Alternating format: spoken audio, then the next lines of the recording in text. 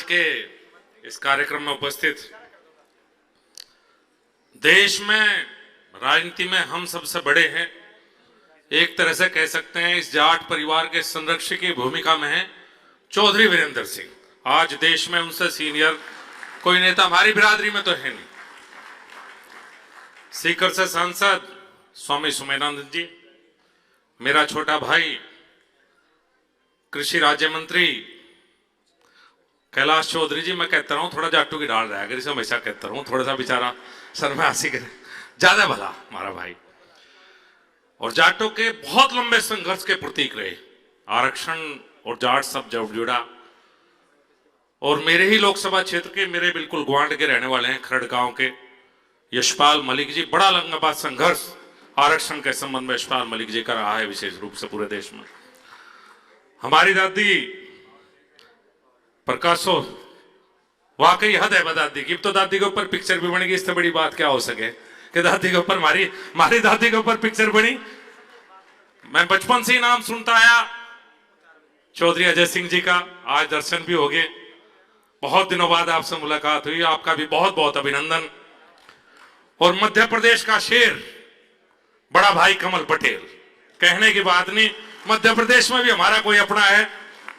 ये भाई से मिलकर जब भी कभी मिलते हैं तो इतने प्रसन्नता हो कि कम से कम मध्य प्रदेश भी अपने कब्जे में, कहीं अपने कब्जे से बाहर नहीं।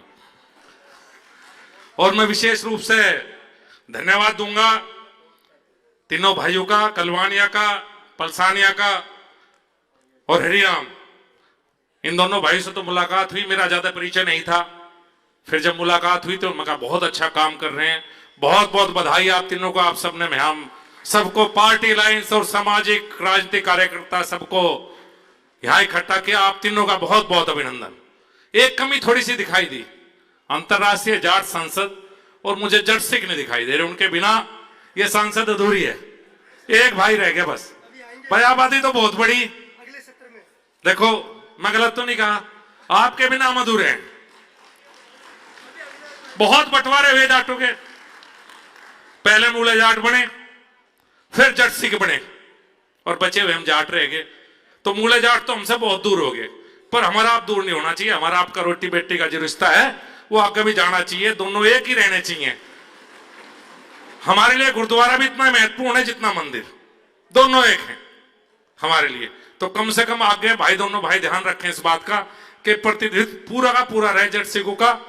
और अब तो जाट महासभा के अध्यक्ष भी कैप्टन अमरिंदर सिंह है अपने, तो हमारा अलग नहीं होना चाहिए। मेरे तो याद है बचपन में, मेरे गांव के पास मूड़े जाटों के गांव है, कहीं गठवाड़े में भी मलिक साहब बैठे और हमारी बालैंड में भी है, बिल्कुल 2-3 किलोमीटर दूर पे मूड़े जाट के गांव है। जब हम बचपन में थे तो हमें कभी नहीं पता लगा कि हमारे साथ लगे, हुक्का भी वही था, खाना पीना भी था, शादी में आना जाना भी था।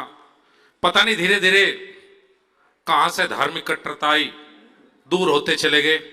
कहीं ना कहीं हम आपस में इतने दूर हो गए कि शायद, लेकिन हमारे जट सिखों को आपस में दूर नहीं होना चाहिए। हम तो संसद में भी कह रहे हैं कि भाई हम एक हैं, हमें एक ही रहना चाहिए। वैसे ही थोड़े से और बंटवारा हो जाएगा। मैं तो कई बार सोचूं अगर मूड़े जाट ना बनते, जट सिख ना बनते, हम जाट ही हो जाते तो क्या हाल होता, क्या करते हम, सोचने की बात है।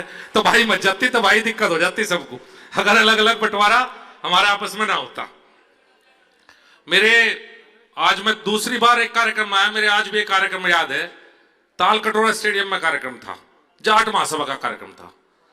अब तो एक सोचने की बात है, मलिक साहब बैठे, चौधरी वीरेंद्र सिंह चूंकि अब ऐसी भूमिका में है कि पूरा देश का जाट समाज कहीं भी वे कुछ कह दो उनकी तरफ देखता है कि हमारे सामाजिक तौर पर संगठन बहुत है और इन संगठनों में देखिए राजनीति अपनी जगह चलती रहेगी। कैलाश गहलोत जी हमारे बीच से उठकर गए, सब अलग अलग पार्टियों में, और रहने भी चाहिए, ये लोकतंत्र है, सबकी अपनी अपनी विचारधारा है। लेकिन सामाजिक मुद्दों पे कहीं ना कहीं हमें साथ रहना चाहिए। हमारे जाटों के बहुत से, जाट महासभा है, जाट आरक्षण संघर्ष समिति है और कहीं ना कहीं कोई मंच ऐसा होना चाहिए कि सब सामाजिक संगठन कहीं ना कहीं मंच पे इकट्ठे हों। यह ताकत बहुत जरूरी है, मुझे ऐसा लगता है इन सबको इकट्ठा होना चाहिए। मलिक साहब कोई ना कोई एक ऐसा आप लोगों का वो रहना चाहिए, जितने भी संस्थाएं हैं, चूंकि सबका योगदान है इसमें। जैसे आपने पहले कहा, आपने भी बहुत लंबी लड़ाई लड़ी और लोगों ने भी लड़ाई लड़ी, लेकिन कहीं ना कहीं कोई ऐसा मंच होना चाहिए कि सब लोग एक साथ रहें। तो मेरे याद है डॉक्टर ज्ञान प्रकाश पिलानिया उस कार्यक्रम में आए हुए थे। अभी जब लगातार कुछ वक्त था, कोई ना कोई ये कह रहा था कि हमें एकजुटता दिखानी चाहिए, हमें पढ़ाई में रहना चाहिए, तो डॉक्टर ज्ञान प्रकाश पिलानिया बोले भाई थोड़ी देर रुक जाओ, देखो सुनो भाई दोस्तों, भाई तो 5 मिनट शांति रख लो, क्या वो जट वाला काम कर दिया, खड़दू उतार दिया, बड़े बड़े बड़े बड़े बड़े बड़े, भाई थोड़ी बार शांति रहो ना, ऐसा ना करो यार। तो डॉक्टर ज्ञान प्रकाश पिलानिया बोले भाई मैं एक बात कहना चाहता हूं, काफी थे उस जाट में, मलिक साहब आप भी थे शायद उस कार्यक्रम में, होंगे जरूर, तालकोटरा स्टेडियम में, आप लोग मुख्य लोगों में से थे। तो नहीं जी भाई साहब हम तो पीछे बैठे थे, सबसे पिछली कुर्सी पर था जामा में, हाँ उस जमाने की बात है, हम तो सबसे पीछे बैठे थे। तो डॉक्टर ज्ञान प्रकाश पिलानिया बोले कि भाई मृतक भोज बंद कर दो, सबने हाथ उठा दिए। तो चौधरी युद्धवीर सिंह महासचिव थे शायद उस समय, चौधरी साहब को रेस्पॉन्स देख के बड़ा जोश आया। चौधरी युद्धवीर सिंह गए मंच पे, बोले भाई मैं एक शपथ और दिलवाना चाहता हूं बिरादरी को, कहने लगा भाई शराब और छोड़ दो। डॉक्टर ज्ञान प्रकाश आए, कहने लगा बोले भाई मैं इतना बेवकूफ नहीं, मेरी यह बात बिल्कुल भी नहीं मानने, या थोड़ी सी मान लेना जो मानने, तो इतने उपदेश ना दो, सारी नहीं मानने के, एक आधी कोई बात मनवा लो, सारी तो मान्य नहीं करते हम किसी की। देखिए बहुत फायदे हैं। मैं आपको एक अनुभव अपना सुनाता हूं, अभी 8-9 महीने के पहले का अनुभव है। मेरे लोकसभा क्षेत्र के 4 लड़के, एक कंट्री है रशिया का टूटा हुआ छोटा सा, वहां फंस गए। वे 3-4 दिन उन्हें खाना नहीं मिला, उनके पासपोर्ट छीन लिए गए, उनका फोन मेरे पास है। मैं लोकसभा चुनाव के दौरान की बात है, मैं चुनाव में मिर्जापुर था उस समय। तो मैंने जनरल वीके सिंह हैं, विदेश राज्य मंत्री थे, उन्हें फोन किया, जनरल साहब ये 4 बच्चे मेरे क्षेत्र के फंसे हुए हैं, इनकी मदद करो। पूरा दिन हो गया, कोई मदद नहीं हुई। उनके बाद विदेश सचिव से बात करी, वही ढाक के 3 पात। फिर ज्वाइंट सेक्रेटरी जो विभाग जो उस कंट्री को देखता था उससे बात की, कोई मदद नहीं हो पाई। तो मेरे एक मित्र साथ थे, मैंने देखा, मैंने सोचा यार कोई एम्बेसडर है ढूंढो भाई, आखिर में आदमी ऊपर से नीचे चला जाएगा, कहीं ना कहीं मदद हो जाए। लड़के बार बार फोन कर रहे थे, तो मुझे पता लगा कि एम्बेसडर वहां सांगवान साहब है। तो मैंने कहा भाई सांगवान साहब है भाई, बात इनसे करो, असली बात यह है, और नहीं बात बनने कहीं भी। तो मैंने सांगवान साहब को फोन करा, मैं भाई सांगवान साहब भ्याणी के हो क्या? तो बड़ा राजी, आप भ्याणी सुनती हूँ, हरियाणा में भ्याणी कह रहे ना चौथ साहब, भिवानी नहीं कहते। कहले हैं भ्याणी? कहले हाँ भाई साहब। मैं कहा भाई ऐसी ऐसी बात है, और ये 4 भाई 12 एम्बेसी के बैठे, 4 दिन से भूखे। मैंने कहा इन्हें खाना खिला दे, इनका पासपोर्ट बनवा दे, इनका टिकट करवा दे। मैंने कहा कब तक हो जाएगा? कहना भाई साहब करवा रहा। 1 घंटे के अंदर सांगवान साहब का फोन आया, कहले खाना खिला दिया, पासपोर्ट बनवा दिया और टिकट करवा दिया। जहां हम हर जगह फेल हो गए, वहां हमारा भाई कामयाब आ गया। और मैं सच बताऊं, इस पूरे देश में अगर कहीं कोई अपने समाज का कहीं किसी पद पे है और मैंने उसे फोन कर दिया, भाई मेरी बात तो आज तक किसी ने टाली नहीं, जो उसके बस में है वो कर दिया।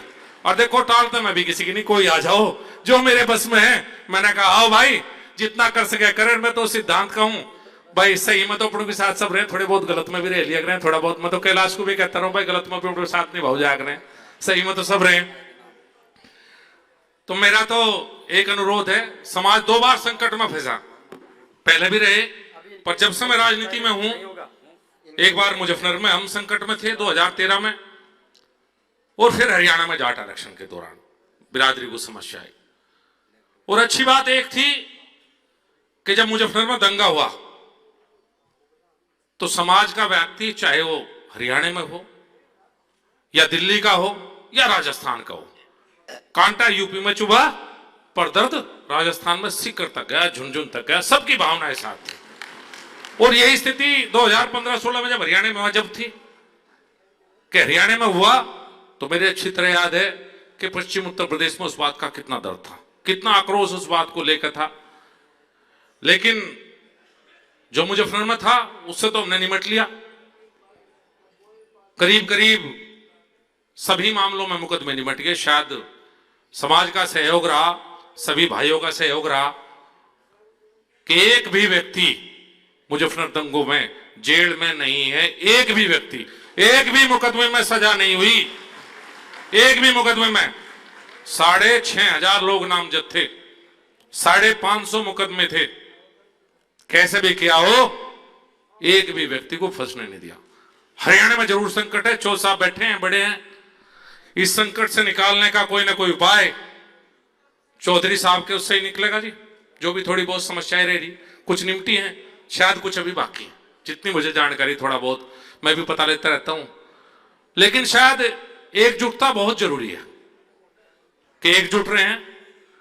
और जैसा कहा आपने कि टांग ना खींचे दूसरे की खींचना, अपने की खींचने में थोड़ा सा ज्यादा मजा सा आवे। हम अपने को पहले चित करें, दूसरे को बाद में चित करें। और दिक्कत भी बहुत लोग मानते हैं, कई बार संसद में हम चौथ साहब के पास बैठ जाओ, भूपेंद्र हुड्डा जी आ जाओ, 4-5 इकट्ठे होते हैं, पूरी संसद के कान खड़े हो जा रहे भाई इकट्ठे बैठे कुछ गड़बड़ करेंगे, क्या बात है। और 5-10 इकट्ठे बैठ रहे, कोई दिक्कत नहीं। और आजकल ऐसी स्थिति में हनुमान बेनीवाल तो साथ घूम ले तो पूरी संसद के सिर में दर्द हो जा भाई, कुछ गड़बड़ है। दोनों मिलकर कुछ गड़बड़ करेंगे तो दूसरे दिक्कत मानने, हमें आपस में दिक्कत नहीं माननी चाहिए। और मैं तो सही मायने में, पार्टी एक अलग चीज है, पार्टी की विचारधाराओं से हम सब जुड़े रहते हैं और हमारी सीमाएं।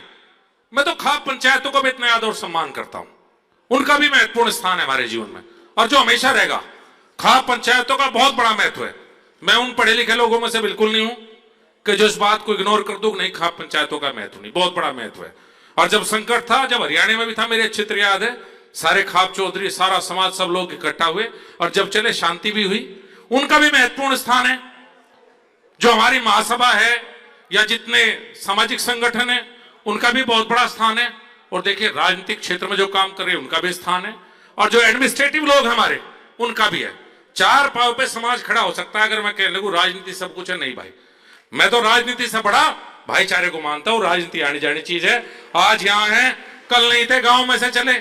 मैं तो हमेशा कहूं कुटबा कुटबी से चलने वाला आदमी दिल्ली तक आ गया। और मैं कई बार सोचूं मेरा दिल्ली कब मन लगे, तो मैं कह रहा था एक बार जब राजस्थान के भरतपुर के भाई मिल जा, मैंने कहा यार तुमने दिल्ली जीती और तुम दिल्ली छोड़कर उल्टे ना जाते तो आज हम कहां होते। सोचो, किसी पर दिल्ली नहीं जीती गई, कितने लोग आए गए। 500 साल का मुगलों का राज अगर किसी ने जीता तो जाटों ने जीता, और किसी की औकात नहीं थी जीतने की। पर जीत के छोड़ के चले जाओ, हम समस्या है। जीत तो हम ले, उस जीत को बना के नहीं रख पाते। तो मेरा तो तीनों भाइयों को बहुत बहुत बधाई, बहुत शुभकामनाएं। आप समाज में ऐसे ही काम करते रहो, कुछ लोग ऐसे ही समाज में आगे बढ़ते रहें। सबका बहुत बहुत धन्यवाद, बहुत बहुत अभिनंदन। जाट बलवान, जय भगवान। सम्मेलन के अंदर गुजरात से भी डेलीगेट्स आए हैं। भानुप्रिया जी हमारे साथ में हैं, उनसे हम जानेंगे कि इतना दूर कैसे आना हुआ। भानुप्रिया जी नमस्कार सर। एक्चुअली सर इस इंटरनेशनल पार्लियामेंट के बारे में मुझे मेरे हस्बैंड ने बताया था और मैंने बहुत पहली बार सुना तो मुझे बहुत इंटरेस्टिंग लगा। एंड एक चीज़ जो मैंने, मेरा खुद का जो पर्सनल एक्सपीरियंस है वो ये देखा था कि जाटों में यूनिटी नहीं है। And that is why I wanted to come in these kind of programmes, ये देखने के लिए कि किस तरह के प्रोग्राम्स होते हैं, किस तरीके से कोऑर्डिनेट किया जा रहा है एंड और मुझे बहुत अच्छा लगा कि इसी पॉइंट को उठाया गया आज और सबने ये बोला कि कम्युनिटी के होने के नाते यंगस्टर्स हैं या कोई भी है, उन्हें आगे सपोर्ट किया जाए ताकि वो एक सही डायरेक्शन में जाए और वो ज्यादा अच्छे से कर पाए, ज्यादा अच्छे से ग्रूम कर पाए। This is the only thing I have come. जैसे नॉर्मली कोई भी सामाजिक कार्यक्रम होता है तो वो एक समाज का, मतलब एक पर्टिकुलर कास्ट का हो जाता है, मगर यहाँ पर क्या इस तरीके से कोई बात करेगी कि केवल आप जाटों के साथ में रहो या दूसरों के साथ नहीं रहो? क्या क्या आपने ऑब्जर्व किया यहाँ पर? नहीं, एक्चुअली ऐसा नहीं था कि ये कहा गया कि ओनली जाटों के साथ ही रहो। ऐसा भी कहा गया कि गरीब है कोई या कोई नीडी है जिसको हमारी जरूरत है, उसकी पूरी मदद करो। पर जाट एक दूसरे का साथ नहीं देते तो वो सबसे पहले करो। मतलब हाईलाइट ये था कि सपोर्टिव रहें, एक दूसरे की खिलाफत नहीं करें और दूसरों की भी नहीं करें। या बिल्कुल, एक दूसरे को सपोर्ट करें ताकि सब लोग सही डायरेक्शन में आगे जाते रहें और सब लोग बढ़ते रहें। अदरवाइज कोई एक जो है, जैसे सारी कम्युनिटीज में मैंने देखा बहुत अच्छा कोलैबोरेशन है और वो हर एक बंदे को जो है आगे लाने की कोशिश करते हैं, लेकिन हमारी कम्युनिटी में मुझे ऐसा नहीं दिखा। ऐसा मेरा पर्सनल एक्सपीरियंस था। सो आई थॉट कि मतलब ये सभी के सभी जाटों को समझना चाहिए कि जो हमारी बेटियां बहनें हैं जो वो क्या ऑब्जर्वेशन कर रही है हमारी कम्युनिटी के साथ में। और फिर जिन गांवों से मैं हूँ, जैसे मैं तो राजस्थान से हूँ पर मेरे जो ससुराल है गुजरात में, वहाँ 4 गांव हैं। बट वो जो 4 गांव हैं उसका स्टेट जो मुझे दिखता है और एक जो मैंने गुजरात के दूसरे गांव देखे हैं जैसे आनंद की तरफ है, तो उनका जो प्रोस्पेरिटी है, जो हमारे गांवों का जो प्रोस्पेरिटी है, तो स्ट्रक्चरल डिफरेंसेस बहुत ज्यादा दिखे। तो आई थॉट कि एक एकेडमिक्स में होने के नाते। भानुप्रिया जी एक चीज मेरे को बताइए कि इधर से आना, भानुप्रिया जी, एक चीज मुझे बताइए कि जैसे आप बोल रही हैं कि आपके गांव है ना, आपकी जैसे बात है, भाषा है, कोई भी इसको देखकर ये नहीं बता पाएगा कि आपका कोई गांव से कोई कनेक्शन दूर दूर तक भी है। नहीं नहीं, बिल्कुल। मेरे हस्बैंड जो है वो फार्मर हैं, इनफैक्ट गुजरात में ही है। एंड मेरे जो दादा हैं वो भी फार्मर हैं। एंड मैं फार्मिंग कम्युनिटी से ही बिलोंग करती हूँ, इसीलिए मुझे सारी डिसिप्लिन्स मिलते हुए भी पापा ने मुझे एग्रीकल्चर इंजीनियरिंग दिलवाया था। And at that time I was crying कि मुझे एग्रीकल्चर इंजीनियरिंग नहीं चाहिए, बट पापा ने बोला कि हम लोग किसान हैं तो इसलिए तुम एग्रीकल्चर इंजीनियरिंग करो, सॉफ्टवेयर इंजीनियरिंग नहीं करना है। तो जो जाट संसद है वहां पर जो आपकी जाट बहन मिली है, उन्होंने एग्रीकल्चरल इंजीनियरिंग की है। जाटों के बच्चों को तो सुनना ही चाहिए, बाकियों को भी लड़कों को सुनना चाहिए। इंजीनियरिंग के अंदर लड़कियां आगे बढ़ रही हैं। तो अभी आप क्या कर रहे हैं वैसे? अभी मैं असिस्टेंट प्रोफेसर हूँ गुजरात एग्रीकल्चर यूनिवर्सिटी में। एंड मैंने मैनेजमेंट में MBA किया है from Anand agriculture university. And मेरा ये जो ड्रीम है, जो मैं जिसके साथ मैं यहाँ पे आई थी, मुझे ये था कि मुझे अपने उन गांवों को, गुजरात के जो गांव हैं उनको ट्रांसफॉर्म कर देना है। सिर्फ वहाँ के गांव नहीं, पर वहाँ से स्टार्ट करूंगी मैं। जैसे वहाँ पे FPOs बनाना है, क्योंकि वहाँ एग्रीकल्चर कमोडिटीज का जैसे प्राइसेस नहीं मिलता है पूरे इंडिया में, तो मुझे वहाँ से FPOs बनाना है, सक्सेसफुल FPOs बनाना है और ब्रांडिंग करनी है प्रोडक्ट्स की। मतलब आप भी इस चीज को लेकर सेंसिटिव हैं कि जो एग्रीकल्चरल कमोडिटीज हैं या फिर नॉर्मल एग्रीकल्चरल जो प्रोडक्ट्स हैं उनके प्रॉपर प्राइस नहीं मिलने की वजह से किसानों को थोड़ी परेशानी है। हाँ बिल्कुल, ये बात तो मैं मानती हूँ, लेकिन इसमें मैं ये भी मानती हूँ कि किसान जो हैं उनको भी अब थोड़ा सा मॉडर्न होना पड़ेगा, ब्रांडिंग की तरफ जाना पड़ेगा। और वो तभी पॉसिबल है जब वो कुछ ऐसे FPOs से जुड़े हैं, क्योंकि कॉपरेटिव्स में बहुत इश्यूज हैं, लेकिन FPO जो है नया यूनिट है और वो एज ए कंपनी काम करता है, कंपनी एक्ट के तहत जो है अब रजिस्टर्ड। ज्यादा टेक्निकल चीजों पर नहीं जाएंगे, मगर खास बात यह है जाट संसद के अंदर खड़े हैं, बहुत अच्छा भव्य था। जाटों की बहन हमारे साथ में है भानुप्रिया जी, इनसे हमने बात कराई, औरों से भी बात कराएंगे। जुड़े रहिए। धन्यवाद। धन्यवाद भानुप्रिया जी। और बेल आइकन को जरूर दबा दीजिए ताकि जैसे ही नई वीडियो आए सबसे पहले आपके पास नोटिफिकेशन पहुंच जाए। मिलते हैं अगली वीडियो में, तब तक के लिए अपना और अपनों का ख्याल रखिए।